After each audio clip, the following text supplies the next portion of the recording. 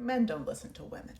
Men only listen to other men, and even so, they're listening like with half an ear. So maybe they'll listen to this man. Watch this, and then we'll talk. If I'm 5'7", right, and I'm 5'8", if I'm 5'9", I'm less desirable. Okay? To women in America. To who? I know plenty of 5'7" guys that are in relationships that make less than six figures. I actually know a few too. So to the women I want. Okay, perfect. Yep. Doesn't change anything. It does. It changes a lot. Why does it change anything? Because that's what I'm saying. This is the buffer part where you will be 5'7", you'll be like, I'm not desirable to women here in America. That sounds much different than, hey, the women that I want, bruh, they don't want me. Ladies, there is nothing wrong with your standards. There's nothing wrong with your standards. You are allowed to want whatever it is that you want. Whatever it is that you want. I have had, and I've shared this story once a while ago, but I had a conversation with a very close male family member who was just so enraged that this woman that he's been in love with for years, decided to end their relationship because, yeah, they were compatible in a lot of ways, but personally, I didn't think that it was not giving long term to me. He really wanted to make this work, but they were fundamental things that they were just completely incompatible with. And he didn't think that those things were big enough to warrant the end of the relationship. And he was just like, Shayna, I can't believe that she ended this because this, that, or the. He was heartbroken for a very long time. And I'm just like, Jesus, all right. I guess I have to be the one to break reality to him. And I was like, listen, let's call him Greg, right? It's like, listen, Greg, let's say that you were dating somebody who let you know from the get that they only marry people with blue hair, that they're only interested in being married to somebody with blue hair. Now, you know this, and you decide, oh, well, like maybe they'll see all the other qualities in me, maybe this, that, and the other. Oh, we're so compatible in this, that, and the other. And then it comes down to it, and you propose, and she says no. Why are you mad at her? Why are you mad at her? When one, she lets you know, hey, listen, I'm only interested in marrying somebody with blue hair. And two, there are many other people out there, and let's say that Greg has black hair. There are millions of other people out there who are open, excited, whatever, to meet a booga with black hair, right? Like there's a bunch of women out there that are interested. Why are you mad at her? Just because the person that you want to want you is interested in another demo, is interested in, well, in this case, it wasn't another demo. Once again, fundamental incompatibilities. But just because the person, you're mad at the person who doesn't want you instead of looking for the people that want you. Why are you mad then at all women? Because Greg was also trying to get me to be like, Shayna, clearly there's something wrong with women, right? One, having that conversation with a woman is already insane. It's already insane. The way that I, like, for the majority of that conversation, thank the Lord that it was not a video call, because I was just like, for the entire, men are very funny, unintentionally very funny. But yeah, this ain't about her. It's about you. If you're like 5'7" and you want women that are like 5'8", that are not into a short king, then why are you mad at her? Go where you are wanted. Ladies, please.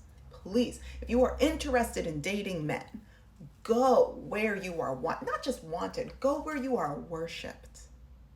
To be wanted by a man is to go outside and touch grass. To be wanted by a man is to say, wow, I wish I could go outside and find air. It's not a hard thing to do.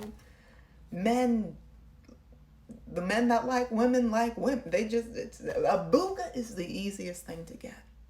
Jesus. I wish it was, I wish money came as easily as finding a booga, but it's not. If you just want a man, just go outside and breathe in their direction. It's fine.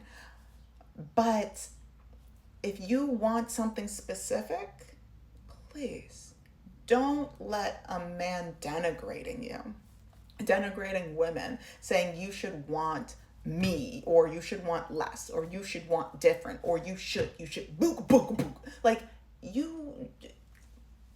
it genuinely does not make sense. All it does is it creates access for more men to have, it creates space for more men to have access to you. Do you want access to more men? Really ask yourself this. Do you want more men to have access to you in this global economy? For safety reasons, I would like to say that the answer is no across the board. But if you're on the fence about that, I really want you to just watch the news. So there's that. Next point, referring to the handy dandy notebook here. Where'd it go? Men have a hard time understanding that just because they want something doesn't mean they will automatically get it. There is, under the patriarchy, men feel like they deserve things. Men are told they deserve whatever they want under the patriarchy. Now, the other intersections can come into this when it comes to like the men that we're talking were Black men. So there's that intersection of like, yes, they have patriarchal power, but also they are subject to anti-Black racism. But even within that, women, especially Black women, sit underneath them when it comes to these power constructs, not necessarily in a just reality, but under these toxic power constructs, right? So they feel like not just this booga, but men in general. And once again, okay, not all men are boogas, but the vast majority of boogas are men. If you're curious about what any of that means, go to this video. Now that we've talked about that, what was I saying? Right, all men feel like they deserve, because of patriarchy, deserve, whether it's attention or praise or comfort or an ease of living as it relates to women and femme people. They feel that is a thing that they have been taught via patriarchy that they deserve, which is why when we joke about having the confidence of a mediocre white man, that is an obscene level of confidence. And it's funny to think about, but in reality, that is how they feel, especially as it regards to them having access to women, all women, and especially marginalized women. Why? Because they think that, whether they actively think this or it's just something that is innate within them because they were born into these power structures, they should want me. Obviously would want me. I have it all. I am everything. Meanwhile, you're out there, haven't seen soap in years, right? Have a 12-in-1 shampoo conditioner, and you're still living in grandma's basement, and she's been trying to kick you out, but now you're a squatter. So let's just keep that in mind.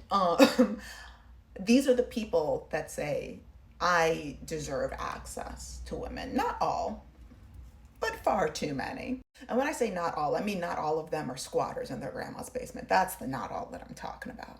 And for the 7 men that follow me, please watch. Once again, I don't know if you're listening to me, but listen to this other man. Love within your action bracket is a bar. Bar of the year. Quote of the year. Love within your action bracket. Don't be running around here trying to get motherfuckers who you can't handle, man. Date within your action bracket. Fire. If you got feelings for a sprinkle girl and your pockets are full of dusty dust or full of drizzle, then you are not dating within your action bracket. If your love language is quality time and hers is more of a words of affirmation kind of person, hey, guess what? You're not dating within your action bracket. Go find the woman that wants you, that wants your actions, and leave the rest of us out your mouth. That's all. That's all. Don't forget to like, share, subscribe, and I'd love to hear your comments. Okay, bye.